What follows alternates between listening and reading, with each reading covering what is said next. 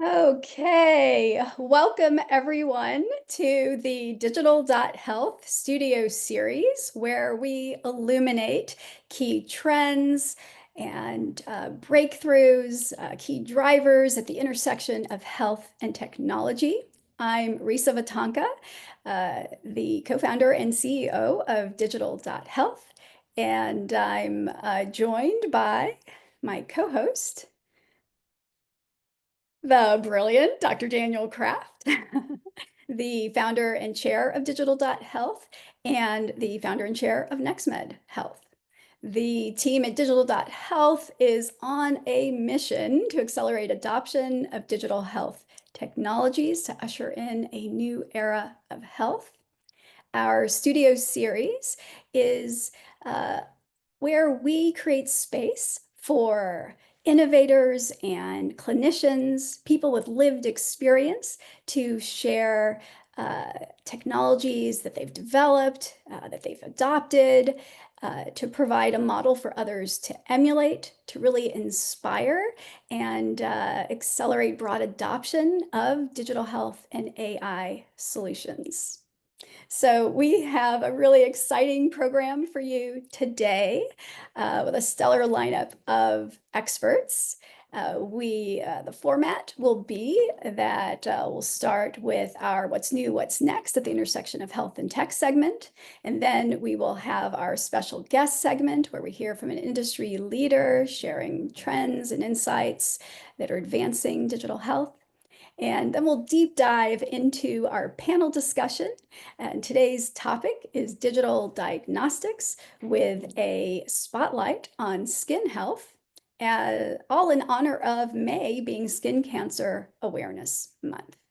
So, Daniel, you are always traveling the globe and experiencing cutting edge technology. I welcome you to kick us off with what's new and what's next in health and tech. Great. Thanks, Teresa. And hopefully you can see my slides. Exciting to be with you all today. We're going to go a quick dash on what's now near next in digital and AI-enabled health, medicine, and diagnostics. And of course, thanks to Teresa, our superhero, for leading the charge at Digital.Health. Of course, AI and these new tools let us make fun images like this. And the world of AI and generative AI is starting to really play a role in many realms of health and medicine, including in making fun images, but especially in diagnostics. And I think the challenge and what we try and address with Digital.Health as well is digital and disruption of many forms is moving fast, and sometimes faster than clinicians, healthcare systems, patients, consumers can leverage. So part of our goal is to sort of accelerate not just the technology, but bringing it into practice. And everyone's talking about Gen AI. I like to reframe it more as a generative health, the ability to take all these new forms of data, sometimes in the diagnostic space, sometimes in the clinical space and beyond, and make it sort of agentically enabled so that we can all become involved more in our own health. This new era of sort of self-health is emerging, where you can go online and order your labs or leverage an app to look at your vital signs and make sense of it. So this icon idea now of agency and empowering the consumer, the individual, the clinician, upskilling all of us in this new age is hopefully going to make health more digitally enabled, a little more data and insightful, a little more crowdsourced in terms of knowledge, and more accessible and democratized in the age of digitally enabled health and medicine. And of course, a lot of that lives at the convergence of not just the digital side or the AI side or the sensor side, but sort of this super convergence of tools and technologies, many of which have only been developed in the last 10, 20 years or sooner, that enable us to give us new tool sets, particularly on the idea of picking up disease early rather than late. So we can move the diagnostic paradigm earlier in the modality. And of course, we're now in the era of omics and low-cost omics. It's not just the genome or the proteome, the exposome, but now the digitome and the microbiome and the metabolome. And part of this enabling realm of the future of diagnostics is increasingly multimodal. We're not going to just look at one signal. We're going to start to layer them up in new forms, often in the buzzwords, often the digital twin. But we're all going to have our own sort of digital twin that we're going to leverage to make sense of our own data and use that in concert with our clinicians. And of course, this digital age is powered by Moore's law. That's why the power of computing from a crazy supercomputer now fits on your smartwatch or smart ring, and it's giving us new tools, blending and super converging, augmented, mixed reality, becoming tool sets for diagnostics, communication, learning, and even therapy. And our focus today, of course, being in the diagnostic space, the ability to make sense of these new forms of data and change how and where we can do diagnostics. Just in the news this week, a patient saved on an airplane from a heart, with a potential heart condition using a mobile AliveCore device. We've had AliveCore on our platform and on prior sessions. That's sort of bringing care anywhere, up in the skies or in your pocket. The idea that many analog diagnostic platforms, like a scale, of course, is not new that they've been digitized, but now they can lead new levels of insight. So you're not just checking your weight, but you can also measure your shape and analyze your fat mass and muscle mass, or potentially look at your skin in real time in your home, or maybe a part of your annual physical exam. And of course, we're entering the era of sort of the medical selfie. The signals from our skin on the camera from your laptop or smartphone can now be used to track vital signs, going well beyond blood pressure and heart rate to maybe oxygen saturation, blood sugar, and beyond. So new tools are emerging. This idea of a medical selfie, take a picture of your skin or a lesion, help manage everything from a wound to a malignancy, as we'll talk more about, is getting particularly exciting. And we're seeing lots of new players come into the space where new forms of collecting information, whether it's from MRI or next generation high resolution cameras or beyond spectroscopy, are kind of blending information. We're seeing new forms of analytics, cough-lytics, or breath as a biomarker, being able to analyze your voice. We're obviously in the wearable era, but wearables, which are potentially consumer-driven today, are moving more and more to the health side, where they're being leveraged to bring signals out that can diagnose everything from a GI issue with ingestibles to looking at breath as a biomarker to pick up early signs of malignancy or metabolic disease. The idea of smart rings now, in collaboration with academic centers, can look at whether you might have COVID or how you might be responding to a vaccine or titer. And of course, diagnostics is often driven by the world of imaging, which is converging with AI to look at your brain and color code it, or next generation low cost and low power imaging modalities, which are going to change where and how we can look at our brains and other parts of our body. And now we're seeing these come into consumer lens. The idea of platforms like Open Water that can look in your brain using next generation physics and consumer electronics to detect a stroke or a malignancy are all kind of changing how and where we can take these new, often digitally enabled, mobile, portable, and often low cost technologies almost anywhere, and democratize, whether it's an AI-enabled ultrasound device, anywhere on the planet. So I think, as we'd like to democratize health and medicine, diagnostics is key, and it can happen anywhere on the planet and upskill anybody, a community health worker or the patient himself, to do this. So it's an exciting time in the diagnostic space. Of course, having the data itself is often layered with AI or IA, intelligence augmentation, to make sense of that information. Often blending what the human diagnostic person can do with the AI collaboratively brings us the best outcomes. And new other lenses, looking in the back of the eyeball for diagnosing disease or tracking it, are going to become more and more normal. Again, can happen anywhere on the planet. Of course, this all converges in the space of digital health, from digital therapeutics to digital diagnostics, to now our consumer devices tracking our vitals and giving us early warning, an idea of a check engine light, essentially, for the body to give us proactive kind of minority report information. So the future is increasingly be diagnosing disease before you know you have it and communicating that to the individual in ways that make sense based on their age, culture, and personality. And one of the challenges we're trying to address at Digital.Health is a lot of solutions already out there across almost every spectrum of prevention, diagnostics, and therapy. And so with Digital.Health, we have at our core a bit of a digital health formula right now, with over 4,000 or plus companies and solutions where you can search, for example, under digital diagnostics and look for technologies that might help manage atrial fibrillation. Look at the technology itself, its underlying technology. You can rate it, you can put it in your personal formulary, you can prescribe it, or increasingly leverage that as a consumer or as a clinician. Of course, you can search the database and finding everything from platforms related to artificial intelligence, or a whole set of elements around skin health, as we'll be talking about in dermatology, and look at some of our partners like DermaSensor and learn more about them and leverage them in your own personal and clinical practice. So that's a really quick dash into what's now in your next. There's a lot happening, and we're proud at Digital.Health to hopefully be enabling that for all of us. So with that, I'll hand it back to Parisa to introduce us to our keynote speaker. Parisa.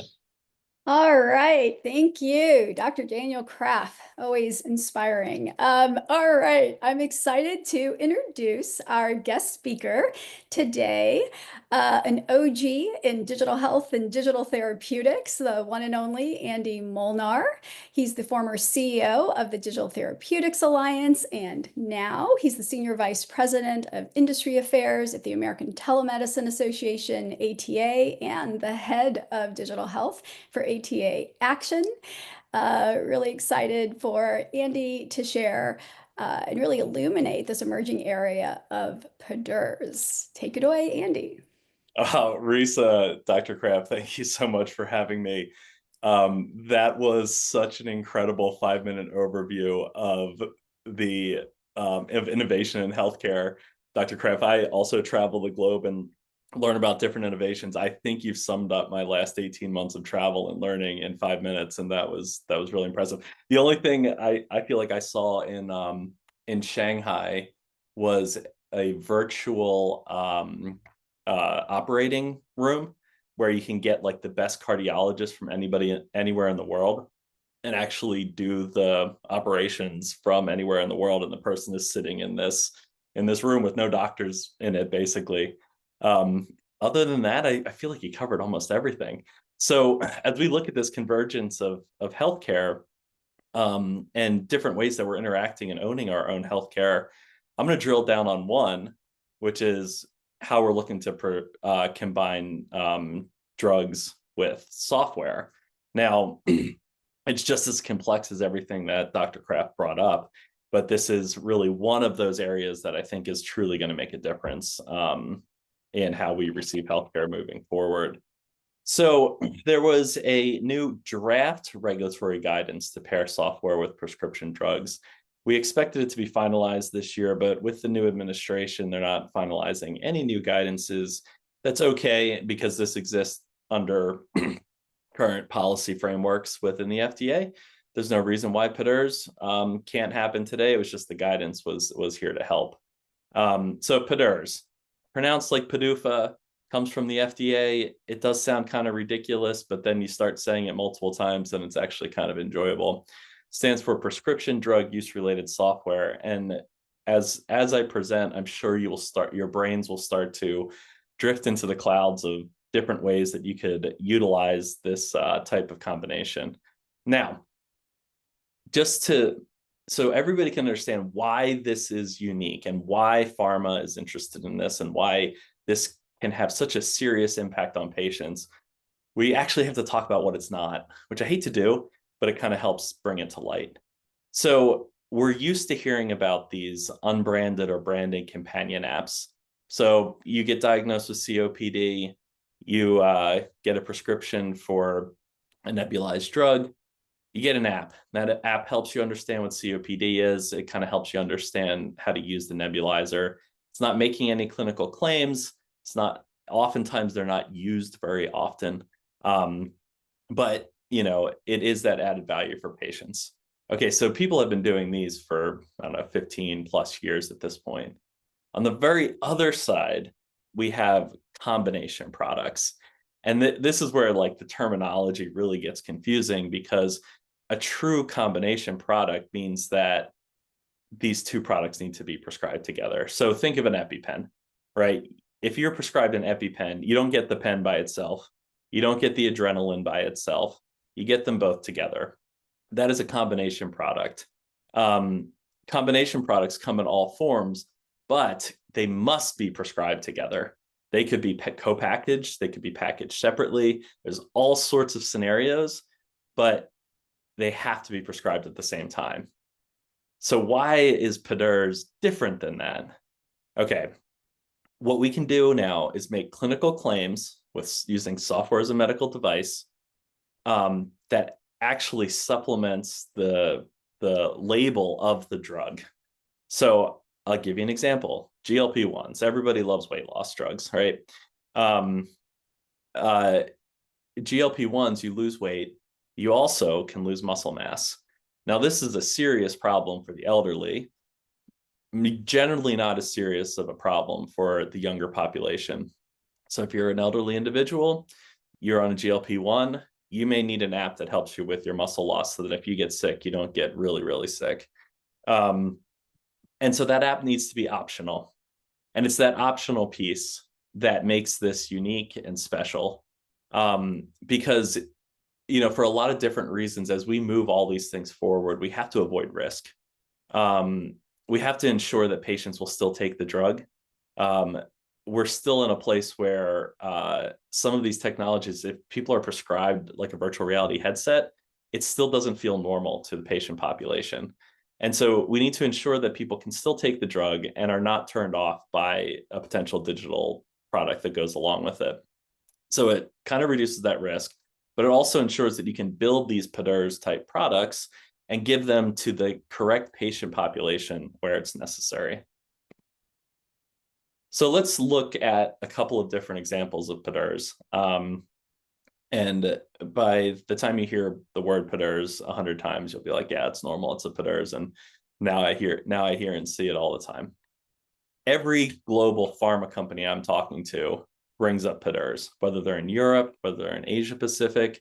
They're using this terminology. They're thinking about how they can supplement and enhance their products through software. So we look at it in two different ways. One of our biggest manufacturers, who is a member of the American Telemedicine Association, formerly Digital Therapeutics Alliance, looks at it for patient safety. And I actually see this as the earliest impact for PDURS, because it's really where I think patients sort of struggle with adopting new drugs. Or, if you look at the side effects of anxiety medication, but you really need anxiety medication, potentially be turned off by that. And so we have to look at patient safety. That's comorbidity management, side effect management, looking at your dose optimization and adherence. And then also we want to enhance the clinical outcomes. So we'll see that as, studying the exact same clinical outcome as a drug, looking through remote monitoring to update how the patient uses the drug, and of course, delivering behavior change, which is a huge part of digital interventions. I think, one of the examples that resonated with me the most was for a throat cancer product in Europe. And the patients had to swallow a teaspoon of medication to treat their throat cancer.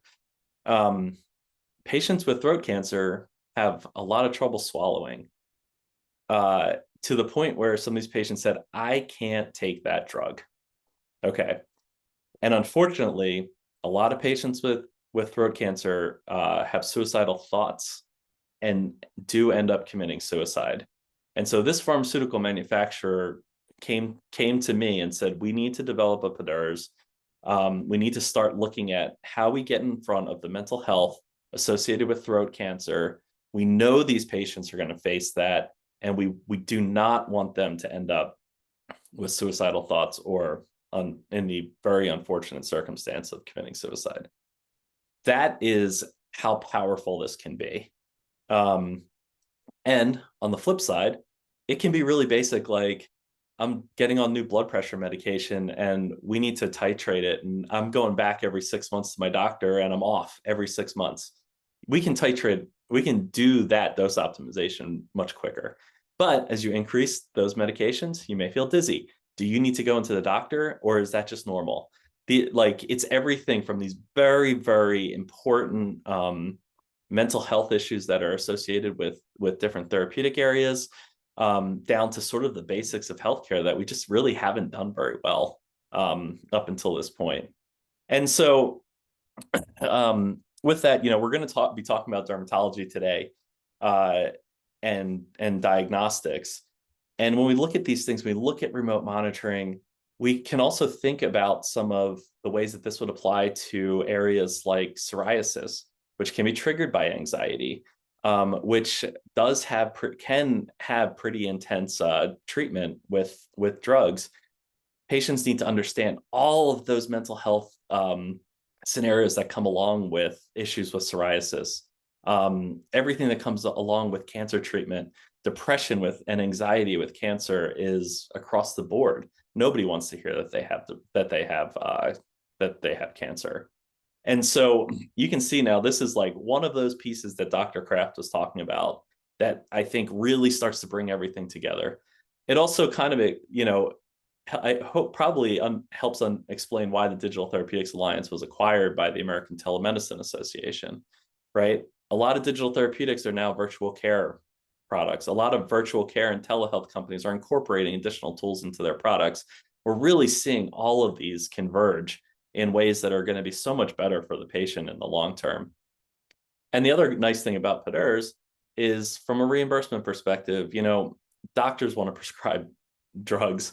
They want to hit prescribe, they want it to go to the pharmacy, right? There are many cases where providers need to be hands-on, but if it's something, pharmacies exist for a reason. Doctors aren't holding, a full pharmacy in their closets at the doctor's office.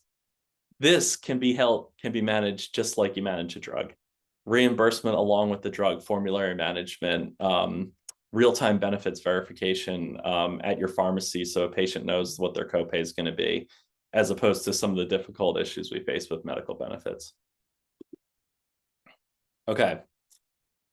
So Dr. Kraft touched on this. Not touched, I'm sorry. He did a great job bringing it all together. We look at all of these different solutions across the care paradigm, from health and wellness to diagnostics and digital therapeutics. And we see how they're all coming together in this great graphic that was done by IQVIA. And I did source them, so that I didn't do this myself, that shows how patients go through their care journey, from self-care, diagnosis, treatment, and monitoring, and how these digital devices can come into play across this whole paradigm. And PDERS sits really well in that treatment and monitoring space, helping patients really get through sometimes the hardest parts of their lives, depending on what their diagnosis is. And I think it's going to be a critical piece moving forward in how healthcare is delivered. And so with that, if there are any quick questions, I'll check the chat, and otherwise I will hand it back over. I got a thank you. I will take that thank you. Arisa, I'll hand it back over to you.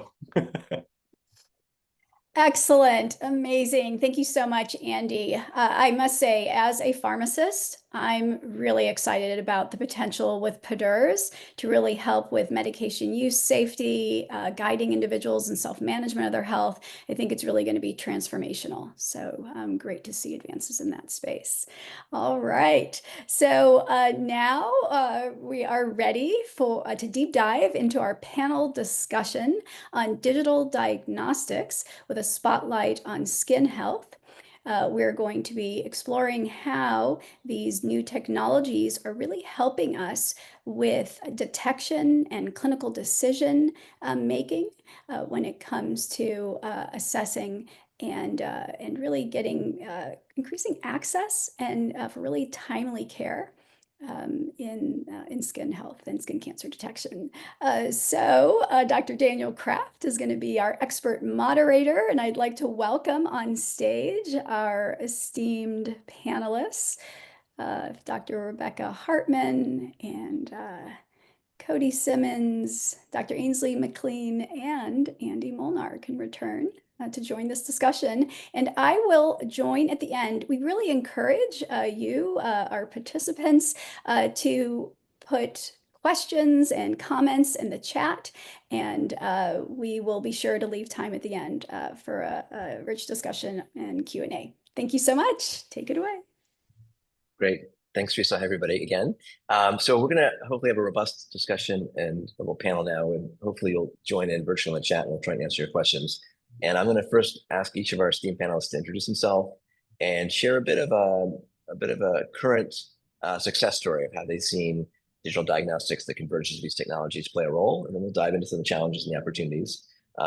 We have four amazing panelists. We're going to start with Rebecca Hartman, who's Chief of Dermatology Section at the VA in Boston and Assistant Professor at Harvard Medical School. And then hand it over to Cody, CEO of DermaCenters, building solutions in the space. Over to Ainsley McLean to give us a bigger picture, and anchoring it back with Andy to give us his perspective. So first over to Rebecca, a little intro and a little experience that you have in the trenches, leveraging Durham Digital and beyond. Rebecca. Great. Thanks so much, Dr. Kraft, for having me here today. So I'm a dermatologist in Boston. I specialize in melanoma and skin cancer. I see a lot of patients with these problems, and I've served as PI on a couple clinical trials of novel devices to detect skin cancer. Um, is this a good time, Dr. Kraft, to show a few slides, or should I do that later? Go for it. So I don't really have a story necessarily of a new technology, because I think that's kind of where dermatology needs to do some improvement, or at least a digital technology. But I do have a story about a technology in and of itself. Skin cancer is extremely common, something I see multiple times every day, 1 in 5 Americans lifetime. So I think there are 5 of us on this panel. So unfortunately, odds are one of us might be diagnosed with skin cancer in our lifetime. Many millions of cases of non-melanoma skin cancer. Honestly, it's hard for us to even quantify because we don't track them in a registry, and hundreds of thousands of cases of melanoma, and we know that the incidence is rising. So this I would say for a dermatologist is an obvious melanoma. It is asymmetric. It's got multiple colors, and I think a primary care provider as well might notice this and want to remove it. But the thing is, the prognosis is much better if we diagnose it early. So the device that I use in clinic regularly is something called a dermatoscope, which magnifies and polarizes a lesion, so you can see the ultrastructure of it. And in this, so this is showing a clinical image of early melanoma, the earliest stage, melanoma in situ, which these patients have an amazing prognosis. They're extremely unlikely to die of their melanoma because we've caught it so early. But really, with the clinical image on the inset of this patient's back, I'm not sure I would diagnose it as a melanoma. But if you apply your dermatoscope, the first 2 images are actually benign nevi, and then the third magnified image is with the dermatoscope of the melanoma. You can see a couple globules peripherally that are asymmetric on the lesion, these little brown circles. And that signifies to us as a dermatologist it's a melanoma. So this would be a case where we can really make a difference and diagnose a melanoma much earlier. This is just showing a little bit about the device that we use in clinic that magnifies and polarizes the lesion. And then we currently, I think dermatology in some ways is behind. We only have 3 FDA approved devices for skin cancer detection, even though it's something that we see all the time. 2 approved for dermatologists, Melifine and Nevisense, and DermaSensor, which Cody will talk about, which is approved for primary care physicians. And then there are many other technologies on the horizon. Dr. Kraft gave a great overview of a lot of exciting things coming. But I think in dermatology, from our standpoint, there are just more and more kind of publications and innovations every day using AI for photographic image analysis, as well as technologies like reflectance confocal microscopy and optical coherence tomography. So that's all I wanted to share about that. Sorry about the technical difficulties, and thanks again for having me. Thanks, Dr. Hartman. Just one quick question. How would you say in the cultures, different cultures, interventional cardiologists are rapidly adopting tools? Is dermatology more or less conservative, and how quickly do dermatologists like yourself in academia or general practice likely to adopt these tools in their day-to-day practice? Yeah, so that's a great question. I think dermatologists are very conservative. I think that's probably why Dr. McLean knows better, but there are like 300 plus radiology kind of algorithms that are being used, but in dermatology we have very few. I think they're a little bit conservative, but I do think the change is coming. I mean, we have these technologies. I think they can really improve patient care. Like even for dermoscopy, there's been several publications that kind of compared to someone who's an expert, which I guess some people would consider myself. It's hard for me to say I'm an expert, but I'm probably someone who is an expert in dermoscopy. I do about as well as these algorithms, but especially for resident trainees or people with less training, I think they can make a huge difference. So I hope that we will deploy them soon, because I think that there's some data already there that they can really kind of help us deliver better care. Yeah. Huge unmet need. Even in Boston, where I trained, probably the wait to see someone like you in dermatology is not days, but weeks or months. So time is often of the essence in this. And speaking of the ability to change the game, let's hear from Cody Simmons, the CEO of DermaSensor, learn about what they're doing in the space that's changing the art of the possible from dermatology to primary care. Cody. Thank you, Daniel. And yeah, no, excited to share more about our work. I actually just hit 9 years a couple weeks ago in the journey, co-founding and I'm the CEO of DermaSensor, which is an automated skin cancer detection tool that is focused specifically on primary care providers. Actually, our FDA labeling is physicians who are not dermatologists. The rationale is on the FDA's stance is you've either received specialized training like Rebecca in dermatology and spent thousands of hours training and then tons of experience on the job, or you have not. And so that's really what we've been developing. And personally got involved in this background in bioengineering and also business. I had my first biopsy as a teenager growing up playing tennis in Florida. My mother and my aunt both were diagnosed with melanoma. Fortunately, it was a melanoma in situ, the highly treatable kind that Rebecca spoke to earlier. So, kind of spark that passion to make sure effective skincare is really accessible for everyone. So I'll just show two slides quickly. So this is the device, and you can see it here also kind of hold up next to me. It started as a 30-pound microwave size device that we collaborated on with Boston University. So just received FDA clearance early last year, started delivering devices in May. So very excited. It's the first automated device of any kind for all three common skin cancers and also the first for all physicians, as I mentioned.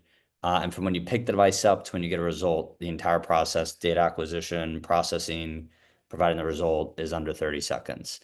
So two of the several studies that we conducted, one actually that Rebecca, Dr. Hartman was the lead PI for, showed that the device for a given lesion had dermatologist level diagnostic sensitivity and accuracy.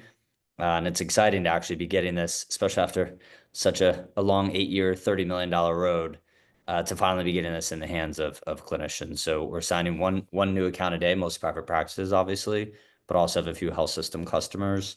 So yeah, excited. And our users currently are scanning about 2,000 lesions a month. We expect that to be over 10,000 lesions a month by the end of the year. And so we're also excited, as the first and only kind of optical tool that's available right now for frontline providers.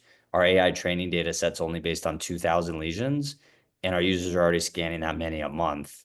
It's unlabeled data, right? We don't know the diagnoses of them, but with the clinical registry we're setting up, and so it's exciting that we're kind of already first in class, best in class, and our algorithm, our technology has huge room for improvement. Whereas a lot of the image-based tools, there's already, millions of publicly available images and data sets that are leveraged. So it's exciting that kind of we're first and best in class, but also a lot of room to get even better.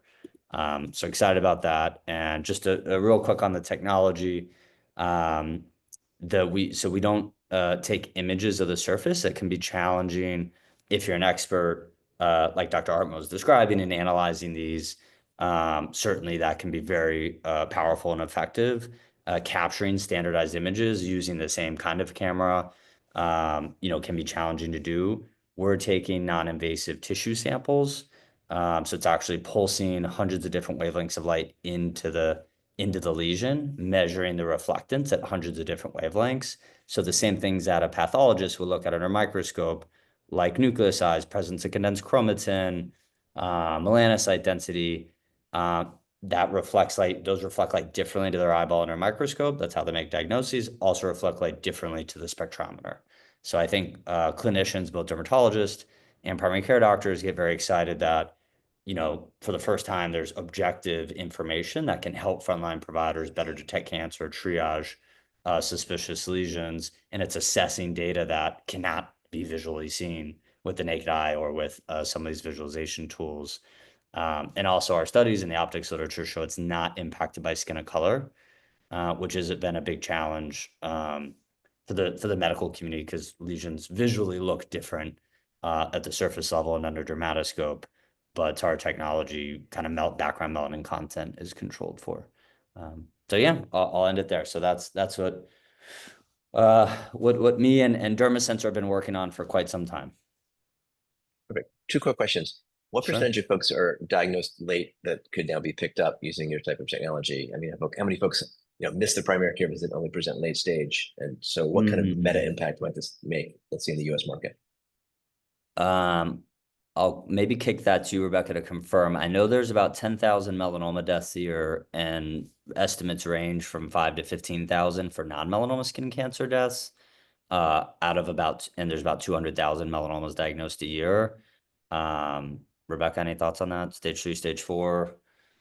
Yeah, I mean, about half of those 200,000 are diagnosed in situ, so they really are diagnosed early and don't pose much threat. And then a good number, I mean, still in the US, the most common diagnosis is an early stage melanoma, T1A, but they still end up contributing to about a quarter of the deaths just because there are so many of them. There's actually some controversy in the melanoma community about like overdiagnosis and overscreening if we're diagnosing kind of indolent lesions that don't have true kind of biologic potential. But at this time, we don't really have a way to understand which lesions are which. And compared to kind of, I think, some other cancers, the surgery to treat them is relatively minor since it's done under local anesthesia. But it's definitely an area of further study. So it's kind of like a mixed bag. I mean, there are definitely cancers I see late that technology like this could help diagnose early. Um, but I think the true kind of biologic impact really needs to be kind of seen in the real world potentially. And Daniel, that's And I what think we're that ramping up with kind of real world studies because it's a brand new product category for primary care. No real world, obviously we did validation studies, also utility studies in a controlled manner, not really real world care. So plan to work with health systems to deploy dozens of devices with hundreds of doctors showing the device arm versus the control arm, how many more cancers are being diagnosed, what's the average time to see the dermatologist and have it diagnosed, things like that. And do keep in mind, and we made sure to remind the FDA of this often during our 1-year review process, that it's not just indicated for melanoma, right? Basal squamous cell carcinoma result in about as many deaths as melanoma. There's 5.5 million diagnosed each year. And, I think for the FDA and dermatologists, like, okay, but they're typically, they're highly curable, typically a surgery. Those surgeries can be pretty gruesome. I've talked, I have dozens of patients that have gone through them. Yeah, oh my God, if that would have been caught a couple years earlier and my PCP didn't tell me it was just a wart or, that would have been incredible, right? Instead of having half their forearm removed. So that's an important part of what we're doing too. And I And I think think the potential of your technology and others is that as you get thousands and millions of folks scanned and you look at the dermatologic biopsy results and beyond, the algorithms will continue to improve. So you'll have less sort of misdiagnoses and more targeted ones that need the intervention. So it's kind of a bit of a learning engine. I assume that's sort of the art of the possible with digital and data and AI to sift through and improve the algorithms and the devices. And that's what's so exciting that for us, right? Because it wasn't approved, we had to collect every single lesion one by one in IRB approved studies. And so only being trained on 2,000 lesions already just a year in, our users are scanning that many a month. So yeah, I mean, a couple orders of magnitude of data we'll have within like a year.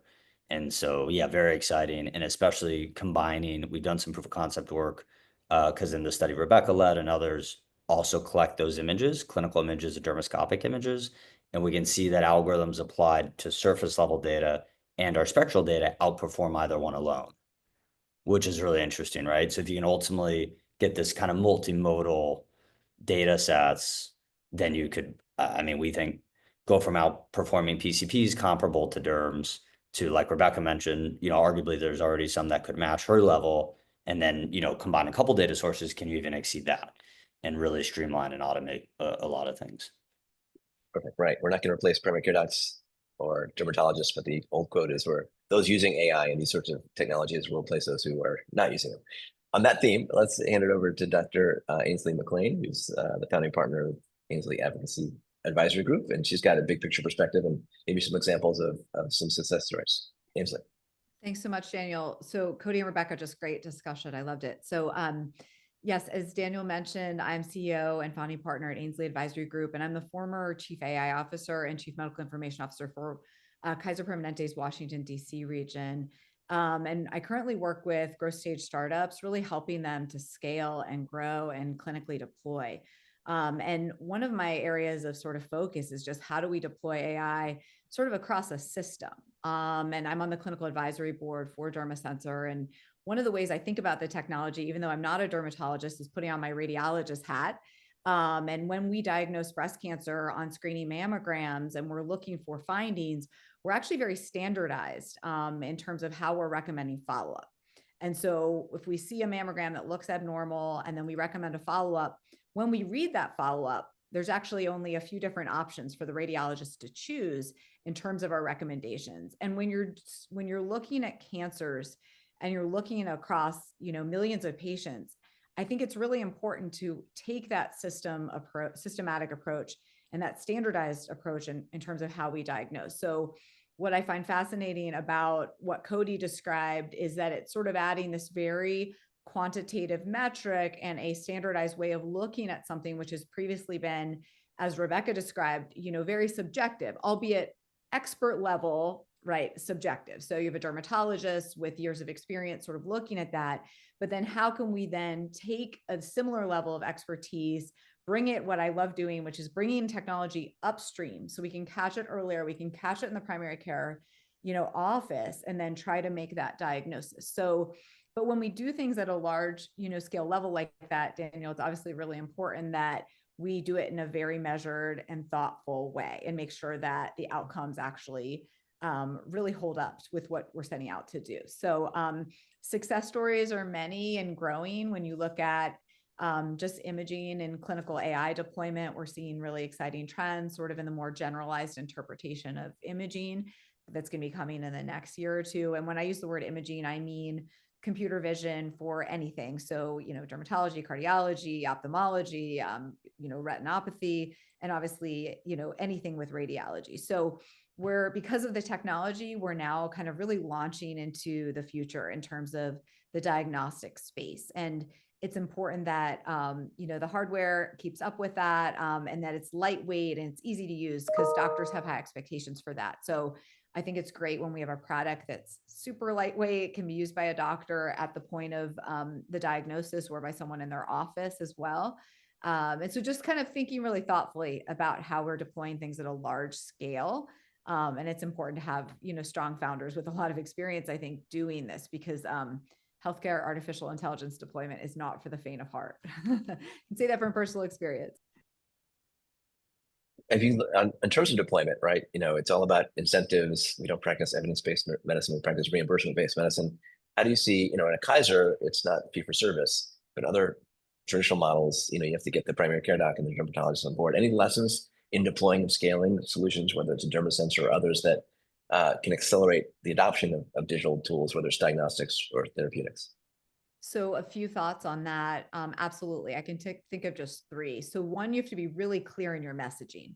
So you can't be ambiguous. What is the value add that you're bringing to a practice? And like you said, there are different stakeholders, but you want to primarily focus on who's your customer, right? So what's in it for me? And it may not be, as you said, always a revenue generation, right? A lot of doctors are in it because they want to make the service experience better for patients. So, a patient comes in really worried about, what they've seen as a suspicious lesion. If they can leave that day feeling reassured or feeling like, what, this is not a wait 6 weeks to see a dermatologist, I'm going to get you in 3 days. That's a win for that primary care physician, right? And for that patient. Obviously the reimbursement piece is a piece of that, that is important. And I think a lot of people are focused on that. And we're going to see some improvements in terms of a lot of the reimbursement for these AI models. But as you alluded to, it's a little bit, it's lagged behind. And I think the third piece really is getting that overall buy-in from the physician group, from the entire practice, and sort of embracing this idea of change. And, I always like to say that deploying AI is 99% kind of change management. I think we've seen really physicians lead in this space, similar with educators and teachers. I think a lot of physicians and their teams and nurses recognize that change is needed within healthcare. We can't keep doing these things the same way. So it's great to kind of see people leading in that space, but that deep understanding that there's going to be a change in practice and it's going to come quickly, and teams that are really adaptable to change. And Cody and I've seen that, I think, with a lot of our practice leaders who are embracing this from a pilot standpoint. Perfect. And to close out this initial section, over back to Andy, I'm curious about what lessons you've seen in your past lives and now with ATA about, the future of the workforce and medical education and getting folks upskilled to use these sorts of tools, whether it's traditional telehealth or blending that with digital diagnostics. Yeah, well, I think we're still kind of in the early stages, and it seems like in this conversation with dermatology, you're actually like much further along than some of the other spaces. And I think actually one of the reasons that PDERS is enticing is that it kind of will start to normalize digital interventions for patients. I kind of mentioned this before, but if you're prescribed a VR headset, that's not yet normal. If you're prescribed an app, that doesn't feel normal. However, people use apps every day to manage their healthcare. So it's funny that like disconnect. I've even said to some of my friends, like, hey, I have this non-invasive treatment for anxiety and PTSD. And I had a friend who was suffering from panic disorder. And I said, have the perfect product and there's no side effects. And 70% of people are panic attack free for an entire year. And they said, I don't think I'm ready for that. And I was like, I don't know what you mean. You're not ready for it? They're like, well, I think I'm going to do medication first. I was like, okay, do what you need to do. But as far as education, like we're looking at how people are learning in med school now. We have a lot of continuing education, but it's sort of that next generation that we're starting to see adopt these types of new technologies.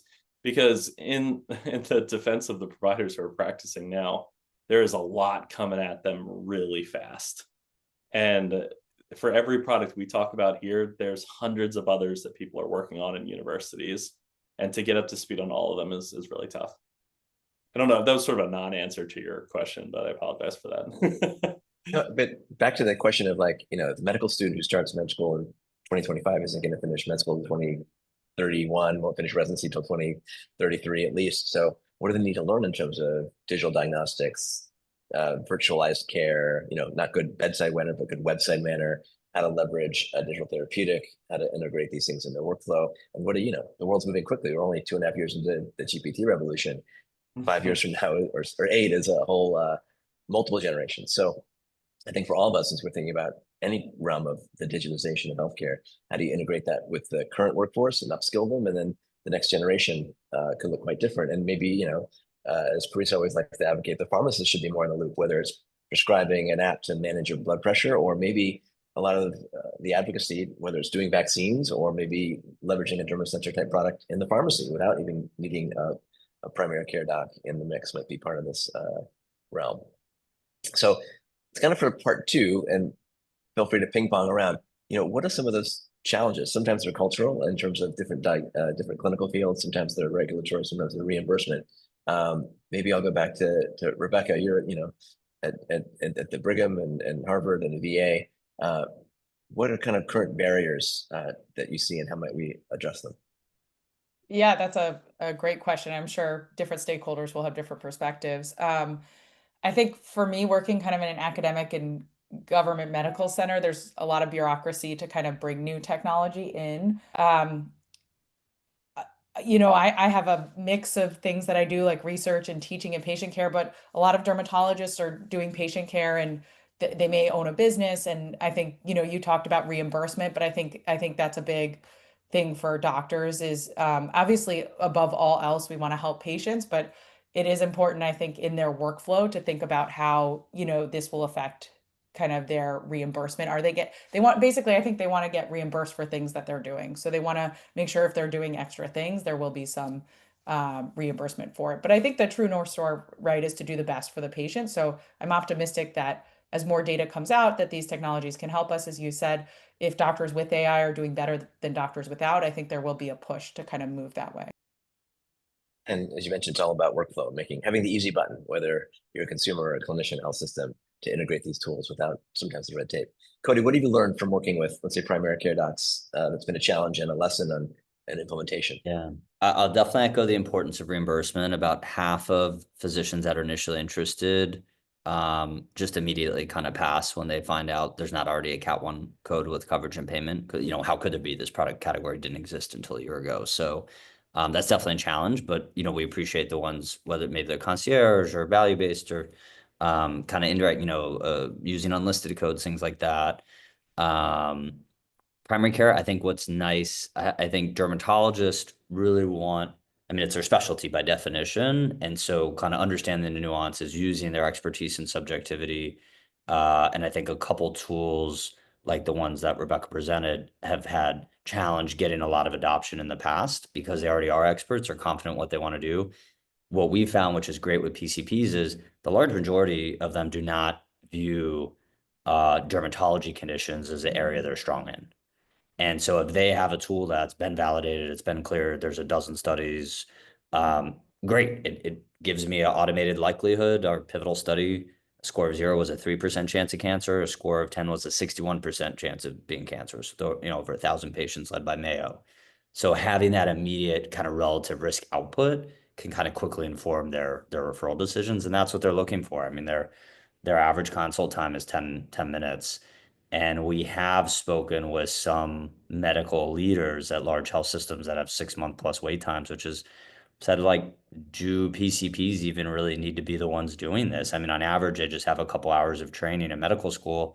Why don't we give MAs a couple hours of training on the same stuff, have them run around with the device, and now they're kind of skin checkers? I'm like, well, that's not really how the FDA envisions things. But interestingly, in our the device performance standalone not just outperformed the doctors, but they outperformed the PCPs plus the device, because the doctors overruled the device sometimes, understandably. So it's, and our biostatistician who's worked on a dozen submissions said every AI submission he's seen, that was the same result. So I think at some point, the whole AI being assistive, not replacing, especially for generalists that don't view themselves as specialists, they don't view themselves as experts. Like, do they really need to be the ones doing skin exams? Especially there's total body photography tools that could kind of map the body, initially flag outlier lesions, and then a device like ours used to give a more definitive risk level. I don't think that's the future in 5 years, but certainly in 20, maybe 20, certainly 30 to 50. 100%. Dr. McLean, what do you see about sort of this sort of super convergence and the challenges and maybe your prescription for the future? Yeah, I think one of the keys here is this sort of interdisciplinary collaboration. And so the groups where it can be really successful is when you have a dermatologist kind of helping lead the charge with the primary care physicians kind of working together. And I think that we've seen that to be kind of the sweet spot. A lot of, medicine across the US is sort of fragmented out of these large integrated models, but there are close collaborations. Everyone sort of has the dermatologist that they work with. So I think that at the end of the day, it takes the subject matter expertise, which is the dermatologist, and then the primary care physicians to be sort of proactive and really innovative and engaging. But I think this is the new normal where technology is just going to continue to grow. And it's just a matter of time in the sense of, we are seeing it basically across every level of diagnosis. And so, it's something where I think patients have expectations as well, that we want to see AI keep up, we want to see technology keep up, and we want the diagnosis of disease to be as accurate as possible. So I think it's just a matter of time where tools like this one and others are just going to be kind of every day. 100%. So kind of lightning round to close this out. We've got 4 minutes left. I'm going to pitch it back to Andy and ask all of you to put on your futures hat. So what's your vision? We're talking about what's now, what's near, what's next, but what's needed. So what's your future vision for where we might be in 2030 and 2035, and what's needed for the folks virtually here and beyond to sort of catalyze that to actuality? So I think our biggest problem is how expensive healthcare is and how outdated our systems are. And I mean that from like a CMS perspective, right? We still are not focusing enough on preventative care. Not that the doctors don't want to, but the insurance companies need to be there. CMS needs to be there. And I think being in these fee-for-service models is holding back innovation. Medicare was created in 1965. They didn't even have a drug benefit until the early 2000s. And there is no benefit for software as a medical device. So when you start to look at where innovation is in healthcare and what patients actually have access to that, it is a huge gap. And it just keeps getting bigger because the people are innovating so fast. And so until we reframe what that system looks like, we're going to be struggling to adopt these new technologies in a fee-for-service model. And so with that, my vision for 2030 is that we actually can revamp our healthcare system enough to start adopting these innovations faster and getting them in front of patients. Perfect. back to the clinician in chief, Rebecca. What do you think about your vision for, let's say, dermatology and the digital enabled nature of that for 5-10 years from now? Well, I mean, Cody said 20 years, but I actually think it could be sooner that we kind of have full body image scanning to kind of track lesions. I think this would really open up access to full body skin exams. Um, and patients may be able to kind of track their own lesions, you know, potentially at home using software. So I think the field will change a lot. I think we will do kind of fewer full body skin exams as screening, and will be more kind of the second opinion when something is flagged positive with these technologies. I'm an optimist. I'm not all doom and gloom. I think our practice will just change and look different. I think we'll still have a place at the table, certainly, but I think the technology will help us to provide access to more people and give better care. One thing we didn't touch upon that I just want to mention is a lot of the benefits for these technologies is actually reducing unnecessary biopsies. You can biopsy like 8 lesions to pick up 1 melanoma. And for primary care, it's much more to pick up 1 melanoma. That's for a dermatologist. So anyway, thank you so much. Thanks. And last word over quickly to Ainsley, and then to Cody, and back to Teresa to wrap. Yeah, this is been such, great conversation. I would just close by saying that at the end of the day, the system wins. In reality, the costs go down when we can diagnose disease earlier. And the problem is our current incentives do not always align with that. But I do think that artificial intelligence and the ability to, eliminate some of these silos that exist in healthcare between medical device, biopharma, the delivery system, there's going to be an increasing demand to basically just kind of accelerate that whole pathway. And, I think that devices like this are going to allow us to get ahead of things. And if patients benefit because they live longer, healthier lives, I think then ultimately, the system is going to win. We just have to figure out how to make sure that that's the way it looks on the back end. Thanks. Cody, any last words? And then back to Teresa. Sure. Yeah. I think decreasing the burden on our healthcare providers and their staff is really critical. I'm so envious of what the Gen AI tools have been able to do with like the scribing, the automated scribes, and think that'll be so helpful for our burned out clinician workforce. And so really hope, and to Rebecca's point, there's some great tools already for patients, taking photos and kind of monitoring changes. Getting the FDA on board, just knowing how hard it was for a device to just assess a specific lesion, getting, actually validated, FDA cleared widespread use of tools that fully remove clinicians from the picture. That's what I think could end up being a really long road, for better or worse. I mean, part of it's like, well, for better, because you actually have to know they work well. I think you'd have to show head to head that, at least versus a PCP, maybe not a derm, doing full body imaging, having system auto flag lesions and using a device on those lesions that a technician running that system can beat doctors. I don't know when that's going to happen, and the tens of millions of dollars to fund those kind of studies. But I think that'd be an incredible future, right? Kind of automated, take the lower acuity disease detection stuff off the plate of the clinicians that it's not really their expertise anyway, and they don't necessarily want or need to be doing that. I think would really, really be great.